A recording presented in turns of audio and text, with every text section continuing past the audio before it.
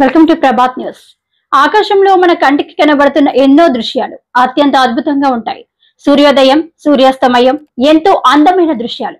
చంద్రుడి శుక్లపక్షం, కృష్ణపక్షం తదితర అంశాలు మానవుడు కనుగొన్నవే.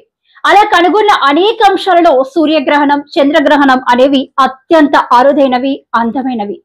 సూర్యుడు, భూమి, చంద్రుడి యొక్క చలనాల వలన, సూర్యకాంతిని భూమి అడ్డుకోవడం వలన, భూమి నీడ చంద్రుని మీద పడడం వలన, చంద్రుడు మనకు కనిపించకుండా కను వీధిలో చేసే సందడే చంద్రగ్రహణం. చంద్రగ్రహణముకు కారణం భూమి, సూర్యగ్రహణముకు కారణం చంద్రుడని శాస్త్రీయంగా నిరూపితమైన అంశం. అయితే శాస్త్రీయ విజ్ఞానం అభివృద్ధి చెందని రోజులలో గ్రహణాల గురించి అపోహలు, అశాస్త్రీయ వివరణలు ప్రపంచవ్యాప్తంగా చాలానే ఉన్నాయి. రాహు అనే రాక్షసుడి తలలేని మొండమే కేతువు. ఆ రాహుకేతువు దోషం కారణంగా పాము అవతారమెత్తి సూర్యుడిని మింగేస్తుంది, అలాగే చంద్రుడిని కూడా. ఈ రాహుకేతువు దోషం కారణంగా మనం వండుకున్న ఆహారం పాడైపోతుందని, కనుక దాన్ని తినరాదు అని పూజా పురస్కారాలు చేయాలని, తర్పణాలు వదలాలని, ఇలా చేసి రాహుకేతువును శాంతపరచాలని ఈ అంశాన్ని శాస్త్రం చెబుతుందని సమాజంలో కొందరు నమ్ముతున్నారు. ఇక్కడ ఒక అంశాన్ని ప్రత్యేకంగా చెప్పాల్సింది. 1980లో దక్షిణ భారత ప్రాంతంలో సంపూర్ణ సూర్యగ్రహణం సంభవించినప్పుడు చెన్నై నగరంలో మెరీనా బీచ్లో అనేక మంది విదేశాల నుండి విజ్ఞానులు, పర్యాటకులు గుమికూడారు. అయితే చెన్నై నగర వాసులు ఇల్లు వదిలి బయటకు రాలేదు. అయితే 1995 సంవత్సరం అక్టోబర్ మాసంలో దీపావళి రోజున మరోసారి సంపూర్ణ సూర్యగ్రహణం భారతదేశంలో ఏర్పడింది.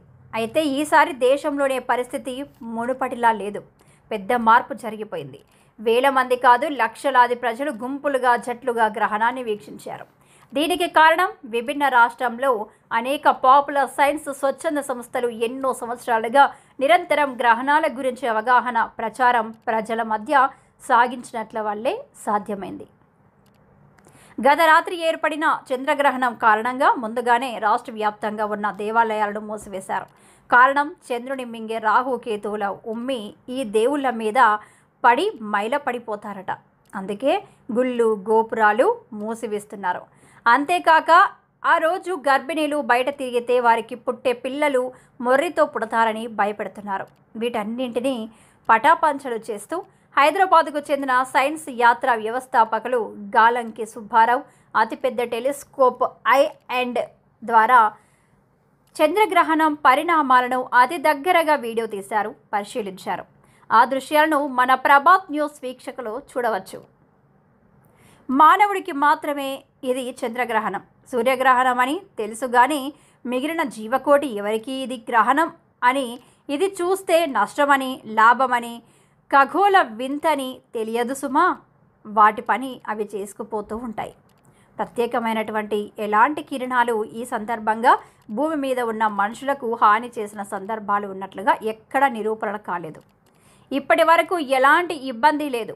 ఇది ఖగోళంలో జరిగే సాధారణ ప్రక్రియ మాత్రమే.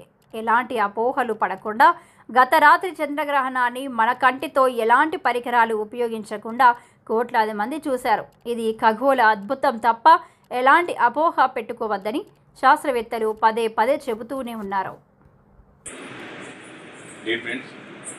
ఈరోజు మనం చంద్రగ్రహణాన్ని వీక్షిస్తున్నాం. టెలిస్కోప్ అసెంబ్లీ చేసేసాం, ఆల్రెడీ రెడీ చేసేసాం.